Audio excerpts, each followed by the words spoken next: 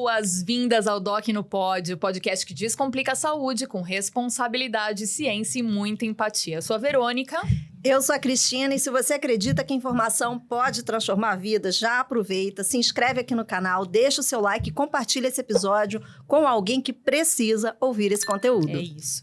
Hoje a gente vai falar sobre um tema que atravessa gerações, mas continua atual e cheio de desafios. Ser mulher nunca foi simples, mas parece que nos últimos anos as cobranças se multiplicaram. Trabalho, filhos, casa, aparência, relacionamentos, autocuidado, redes sociais. Exatamente. Como equilibrar tudo isso sem adoecer, né, Verônica? É isso. Hoje a gente recebe a doutora Mônica Drago, ginecologista e obstetra, para conversar sobre as pressões da maternidade moderna e como elas impactam a saúde física, emocional e íntima da mulher. É isso, a Doc Mônica é especialista em patologias do trato genital inferior, em rejuvenescimento íntimo feminino, e é uma alegria receber você aqui no Doc no Pod. Doc, muito obrigada, seja bem-vinda. Doc. Muito obrigada, Verônica, muito obrigada, Cris, pelo convite. Eu tenho certeza que esse assunto, né, ainda continua sendo muito polêmico, apesar de várias gerações, mas a mulher ainda é o principal foco, ainda tem todas as suas peculiaridades. Então, vai ser um prazer, nesse mês, conversarmos sobre isso. Obrigada. Quero começar exatamente por aí. Maternidade é linda, mas é cheia de culpa, né? Como é que quais são as principais queixas que as suas pacientes levam para consultório em relação a isso? Concordo com você, Cris. A maternidade, ela tem a sua leveza, mas ela também tem uma exaustão, tá? Eu acho que uma maternidade, do meu ponto de vista, para ela não precisa ser perfeita para ela ser verdadeira. Eu acredito que cada mulher, cada gestação, ela vai ter sua particularidade. Nós não sabemos como foi todo esse processo, nós não sabemos como foi o gestar, se ela estava sozinha, como foi, né? E aí eu acho que às vezes, você comparando, você tendo... Hoje a mídia social, ela é muito crítica, né? E isso traz uma carga pesada para a mulher. Eu queria falar disso. Porque hoje, qualquer pessoa fala sobre saúde nas redes, né? E traz, assim, uma vida perfeita, né? Aquele bastidor ali, ninguém mostra, né? Então, como é que você percebe isso no consultório? Você acha que essas coisas que viralizam sem muito embasamento, principalmente quando se fala de saúde, isso é grave? Isso é grave e delicado. Eu acredito que, assim, a informação, ela tem um poder. Muita informação também pode ser prejudicial para a paciente. Sim. Então, às vezes, como eu falo com meus pacientes, que às vezes não saber é uma bênção. Hoje a gente vê muita ansiedade. Nós vemos no consultório, acho que todos os médicos acabam passando por isso, de ter várias pacientes assim, que já chegam um pouco exaustas. De tanta informação. De tanta informação. E desinformação. Sim, a gente não sabe até que ponto é verdadeiro. Ela também não está sabendo, ela está com tanta informação, mídia, rede social, e ela não consegue ainda lapidar essa informação, se ela pode confiar ou não. Então, eu percebo nos consultórios, acho que vários colegas também percebem, as mulheres chegando para tentar engravidar já um pouco, assim, exaustas, né? Sim. Elas têm hoje uma carga de trabalho enorme, que não tinha anos atrás. Muitas vezes elas são mães, elas são administradoras do lar, gestão de pessoas, né, em casa, com a família, tudo tal. E elas já chegam assim, exaustas, só que elas esquecem que elas são humanas, que elas são mulheres, né? E eu acho que saber lidar com isso é que é o grande desafio, porque essas mulheres muitas vezes já chegam tão estressadas que se a gente for pensar pelo ponto de vista médico, isso não é saudável, né? Nós devemos esquecer, essas pacientes, elas têm estresse, então elas estão sobrecarregadas, elas não dormem direito, elas têm insônia, elas estão fatigadas, elas estão fazendo dieta, elas estão comendo mal, né? É lógico que isso implica na saúde. Muitas vezes nós sabemos que não dormir bem altera toda a produção hormonal, altera o ciclo menstrual, e essa paciente quer engravidar. Engravidar não é fácil. E hoje em dia, mais ainda, as mulheres acima de 30 anos, 35 anos, se a gente for parar para pensar, né, eu acho que Verônica e Cris, é a melhor fase que a gente está. Geralmente, nessa fase, a gente está com uma estabilidade financeira, né? A gente já está construindo alguns sonhos, por que não? Tá? E também a gente tem que entender que se ela quiser engravidar, realmente nós mulheres fomos feitas, digamos assim, para uma época. Né? Eu posso ter saúde, eu posso ter uma boa condição financeira, mas o médico não vai poder garantir 100% que ela vai conseguir engravidar. Depois de uns 40 e poucos anos. Teoricamente, isso não mudou muito com a medicina, tá? Ainda tem uma faixa etária de 35 anos, como se fosse uma faixa etária limite na qual tem uma boa produção hormonal. Eu brinco com minhas pacientes que eu falo que se na natureza criou para engravidar dos 20 aos 30, né? Eu tô com plena energia, eu tô com pleno colágeno, meu corpo tá maravilhoso, eu tô com o nível hormonal teoricamente melhor possível, mas eu não vejo no consultório uma mulher com 20, 30 pensando em ter filhos, né? Ela tá machucada na carreira, né? Ela tá machucada na cadeira, tá machucado nela. Hoje também eu entendo perfeitamente uma mulher que não quer ter filhos. Porque, se a gente for parar para pensar, às vezes a gente não sabe se ela tem um aporte, a gente não sabe quais são os sonhos dela, e tudo bem. Ô, Doc, tudo bem. E você acha que as mulheres estão assustadas com toda essa pressão que eu vejo que, estatisticamente falando, as famílias estão tendo menos filhos, óbvio. Isso é notório. Isso é notório. As mulheres né? estão cada vez mais escolhendo não ter filhos. Optando pela não maternidade. Sim. Isso. E como que você vê isso no consultório, na tua prática clínica? Você acha que isso realmente está aumentando? E o que elas falam? O porquê disso? Olha, assim, o que eu acho? Minha opinião como médica também, tá? A maternidade, hoje em dia, como falamos no início, né? Ela vem, às vezes, com uma exaustão, uma carga. E tanta comparação, você acaba tirando a leveza que é o processo de maternidade. Então, elas já chegam, às vezes, com tanta informação, com tanta ansiedade, que elas estão preocupadas numa outra fase, preocupadas em como vão criar os filhos, quem vai apoiar.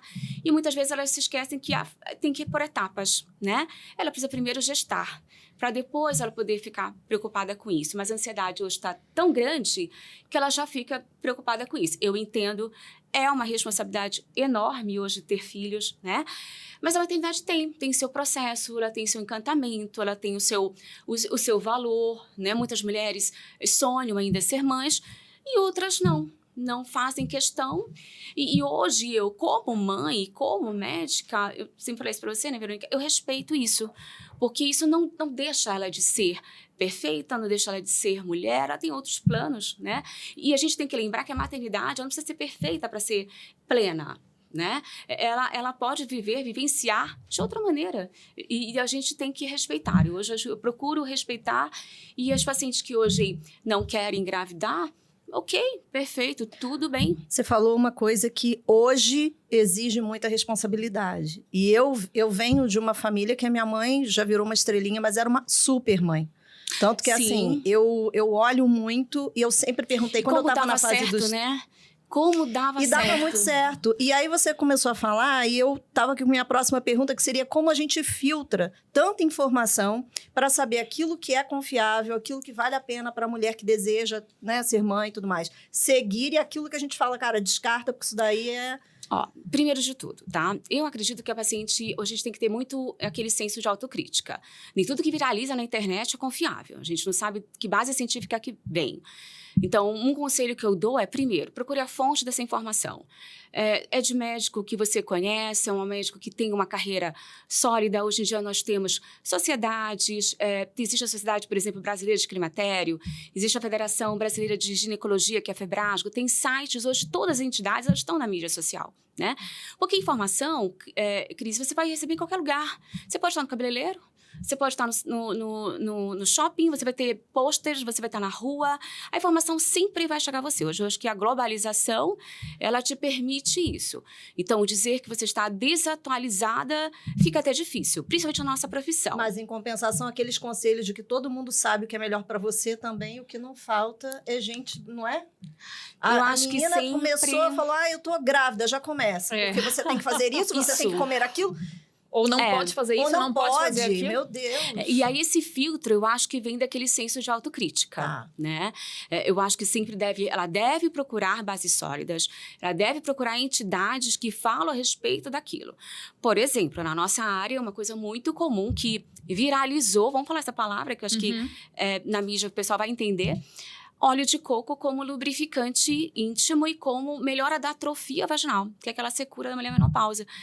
Gente, está comprovado, existe estudo científico que ele não melhora isso, pelo contrário, ele pode alterar o pH vaginal, ele pode alterar, ele pode dar corrimento. Mas vai ter sempre um comentário de um anjo que vai dizer o quê? Pra mim funcionou muito. Isso. Consultem os especialistas que cuidam de vocês, tá? Porque a galera que tá no comentário tem diploma de vozes da minha cabeça. É verdade. Não, é verdade. É verdade. A gente ainda escuta muitas informações nesse sentido, mas como eu falei, eu acho que o senso de autocrítica existe tem que ter para tudo. Sim. Porque hoje a informação, ela tá em qualquer lugar. Você vai ter que filtrar, você vai ter que ver o que serve para você ou não. É isso. E voltando para essa questão da maternidade, né? Depois do parto, a mulher se sente diferente, né? Física, verdade. Emocionalmente. E eu acho que também, cada vez mais, isso pesa, né? Pesa. São as mudanças no corpo, as mudanças na rotina, até no próprio casamento. Ó, eu sempre procuro falar assim para minhas pacientes, olha, a fase do pós-parto, hoje eu vejo que ela deve ser uma fase de muito mais acolhimento do que julgamento, tá? No pós-parto, digamos assim, aquela paciente já está se reconstruindo. Ela está reconstruindo a sua autoestima, ela está reconstruindo a sua saúde mental, o seu emocional, sua parte física, né? Uhum. Ela precisa reconhecer que aquele corpo dela, aquele corpo é uma fase que ela está vivendo. Sim. E que, para ela poder ser feliz, não precisa ter aquele corpo que ela tinha meses atrás antes de engravidar. Nem né? a expectativa, né, de voltar Isso, tão rápido assim, né? É um processo. A maternidade foi um processo. Então, eu sempre procuro falar para minhas pacientes, olha, calma, durante o pré-natal seu corpo está mudando, é uma sobrecarga hormonal, é uma sobrecarga emocional muito grande. E essa fase de pós-parto, a gente tem que ter muita delicadeza, né? Não julgar aquela paciente que teve um aumento abrupto de peso, não julgar aquela paciente que às vezes não teve uma depressão, não curtiu a gestação. Eu acho que primeiramente não julgar, entender o que aconteceu com ela. Né? Porque muitas vezes eu penso assim também, né? O fato dela estar com alguém, não quer dizer que ela está com alguém, ela pode estar só. Sim, verdade. Às vezes mais só do que... Muito mais só. Foi muito desafiadora. Se a gente parar para pensar, sim, dá medo, né? A responsabilidade de você criar um ser humano, educar um ser humano, dá medo. Então, acho que não julgar. Eu entendo que, por exemplo, eu vejo elas muito preocupadas com libido, né? Com o prazer, com o sexo depois do parto. Mas vamos parar para pensar. Primeiramente, ela tem que aceitar aquele corpo, ela tem que se aceitar, ela tem que se amar. E ela se amando, ela se aceitando, o prazer vem. Isso é óbvio. Não tem como ela pensar em querer ter relação, em ter prazer, se ela está no automático, Sim. se ela está sozinha, se ela está estressada. Você acha que isso também tem a ver com a insegurança em relação ao corpo e a perda de interesse do par? Porque muda. A gente estava conversando ontem Sim. na reunião de pauta, a estrutura toda muda. Porque antes era você para o seu par, não importa se homem ou se mulher, mas assim, era você para o seu par. Isso. E de repente tem um serzinho ali que já por cultura já vai demandar mais da mãe até para amamentar Sim. e tudo mais. É uma cobrança, né? Exato. É uma cobrança muito grande. E aí eu sinto que ela sente esse peso. Por isso que eu falo que, assim, ela tem que se reconectar, né? Acho que, primeiramente, ela aceitando o seu corpo, aceitando aquela fase e tendo o apoio, principalmente das pessoas que ela ama, que ela valoriza.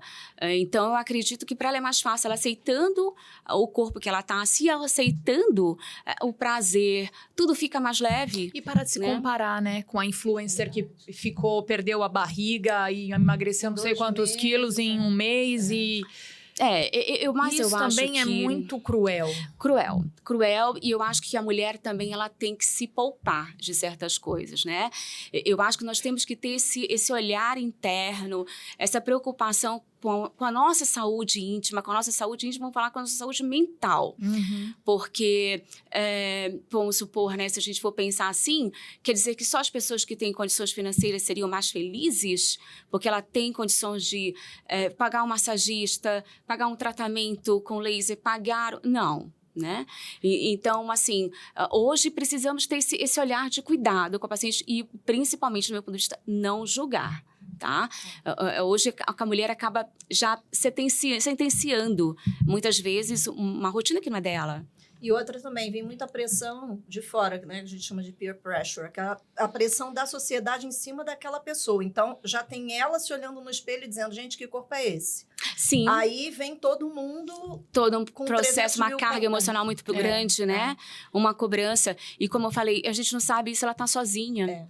Então, às vezes, escutar do parceiro, poxa, você não era assim, poxa, você não tava assim. Você imagina, ela já se cobra, ela já tem vamos supor assim, ela já não tá muito satisfeita com o corpo que ela tá. Mas se ela entender que aquilo é um processo, ela se aceita, o prazer vem. Porque ela tá tão no automático que o corpo também liga automático. Você ainda vê em consultório essa questão de tabu em relação a prazer, estética íntima? Eu acho que tá mudando bastante. Mas ainda se fala como se você fosse falar de prazer, como se fosse alguma coisa de luxo, como se fosse uma coisa até fútil. Não, né? A pessoa que tem... vamos supor, uma autoestima melhor, ela se cuida, é uma pessoa que está de bem com a vida, é uma pessoa mais feliz, por que não? Né? Ela sabe os seus limites. Uma mulher, eu penso assim, uma mulher para se sentir completa, uma mulher para se sentir forte, não precisa dar conta de tudo. Perfeito. Ela tem que ter inteligência de saber pedir ajuda no momento que ela precisa. E saber priorizar. Isso, né? isso. Eu acho que esse é o equilíbrio. Porque se a gente for pensar que a gente tem que dar conta de tudo... Não. A gente não vai dar conta de nada. Não, eu acho que mas é uma cobrança que acabou ficando para a mulher. Ficou. Né? Então, nós mulheres, nós somos, hoje em dia, né, trabalhadoras profissionais, queremos ser profissionais super respeitadas na nossa área, nós queremos ser mães exemplares, nós queremos ser donas de casa maravilhosas, e não vamos. Então, assim, aceitar que nem tudo vai ser ideal, ok, mas você pode ser feliz, tá tudo bem, né? Eu brinco que eu tenho 3 filhos, né? E um dia desse, muito tempo atrás, eu brinquei e falei assim, gente, eu acho que eu tô grávida, eu vou engravidar de novo. Aí eles falaram assim, mamãe, 4º filho, que bom! Ai, que aquilo, graça. Pois é, mas eu confesso que naquilo parei e pensei. Eu falei assim, gente, a casa tá uma bagunça, a casa já não cabe mais ninguém, nós estamos uma loucura, eu acho que eu não tô dando atenção para todos, mas eles não veem isso, né? Então, às vezes, a gente se cobra tanto, a gente olha tanto pra gente, que muitas vezes quem tá ao nosso lado... Eu tive uma percepção completamente oposta à sua. Eu falei assim, nossa, ela criou tão bem essas crianças, que as crianças conseguem ter a generosidade de curtir o momento de família e ver mais um chegando. Porque teria filho que... Tem filho que, com certeza, naquele egoísmo, tá assim, imagina, eu não quero dividir minha mãe com mais ninguém, já tem muita gente aqui. Pode ser, a gente não sabe como foi o ciclo. Educação deles, né? Não, mas você me perguntar, assim, pra mim teve várias falhas. Teve muitas falhas, entendeu? Mas que nem todo mundo precisa saber. E não deixou de ser bonito. E pra eles tá tudo lindo. Isso, e não deixou de ser bonito. Eu acho que se você perguntar, sabe? Nossa, você é uma pessoa super... Então, mas você sabe que algumas coisas, poxa, eu poderia ter feito melhor, eu poderia ter feito diferente, né? Mas não, a gente tá sempre na autocrítica. Sempre. Eu queria falar do estresse. Então, nesse contexto todo que a gente tá falando, né? De auto-julgamento, de perfeccionismo... Óbvio que não tem como a gente não ficar estressada. Não tem como. Você atua tanto na clínica quanto no hospital público? Sim, eu atendo os dois públicos. Você vê essa diferença dos públicos ou tá todo mundo no mesmo barco? Tá todo mundo estressado mesmo? Não, eu sinceramente... É aquilo que é o negócio que a gente fala, né? Eu acho que quanto mais informação, as pessoas estão um pouco intoxicadas com informação.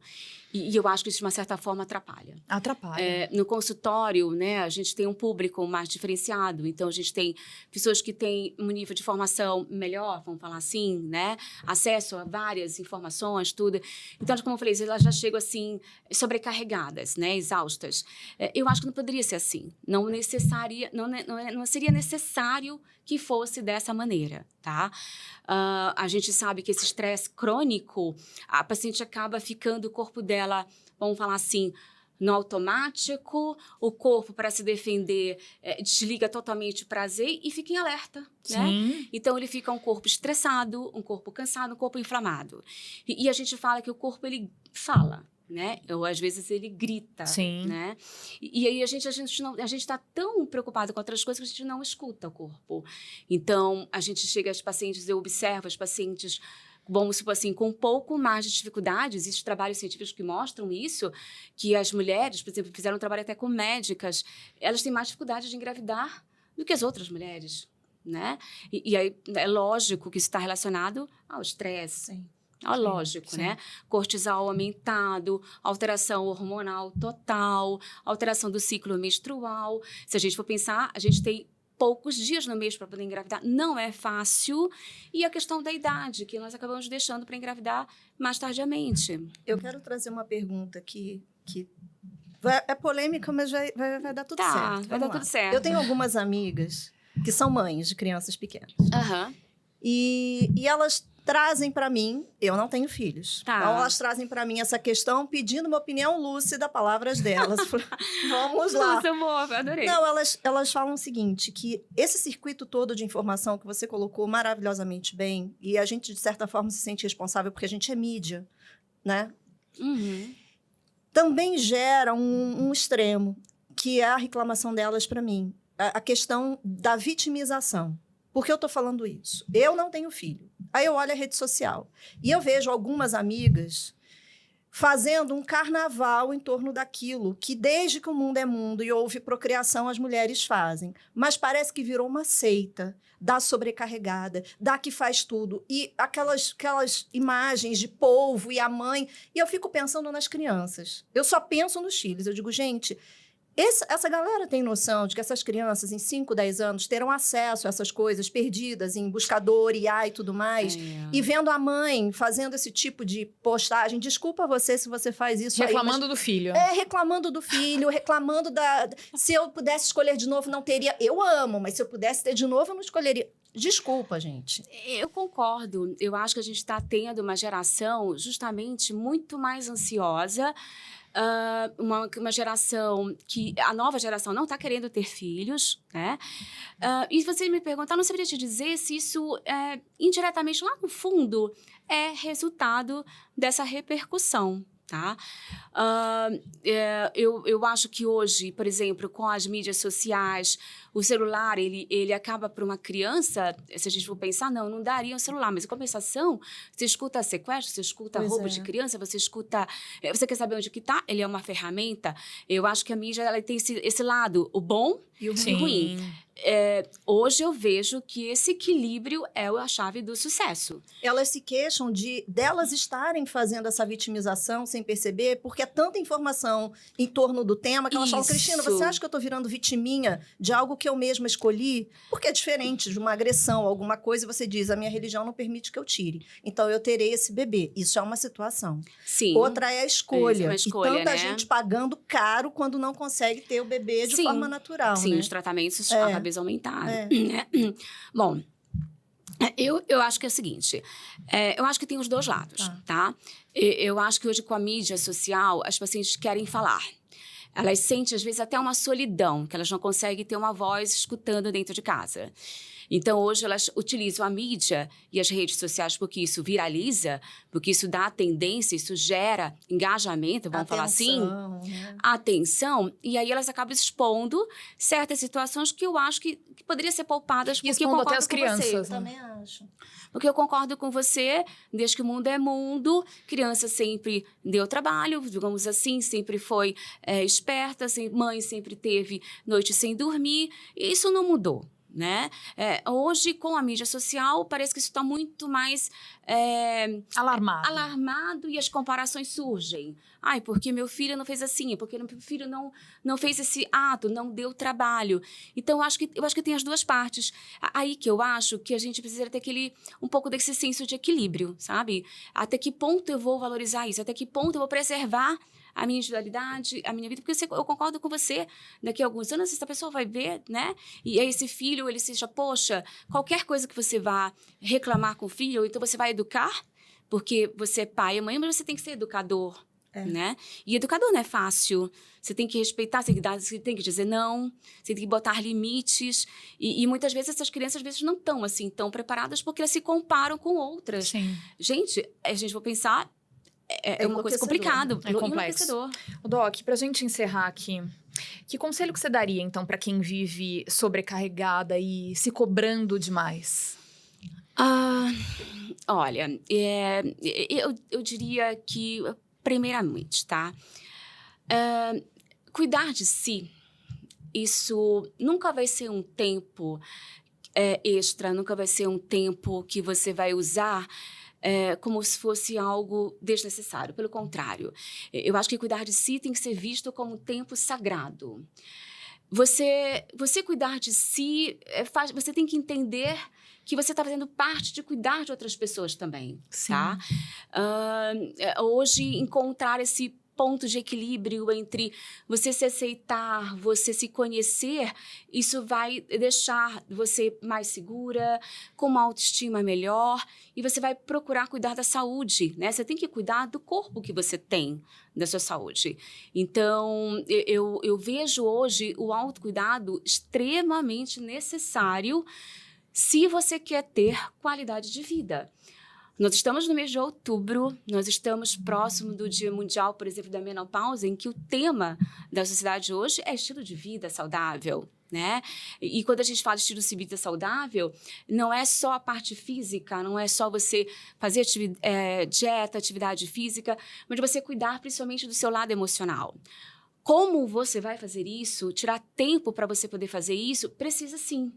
Eu acho que é o maior ato de amor que você faz para si mesma e para as pessoas que estão ao seu lado, porque muitas vezes você é exemplo para os seus familiares, você é exemplo para os seus filhos, né? Então, se você não parar para cuidar de si, ninguém vai poder fazer isso por você. Ai, adorei. Também. Vamos pro shot? Vamos para o shot. Doc, a gente tem um quadro.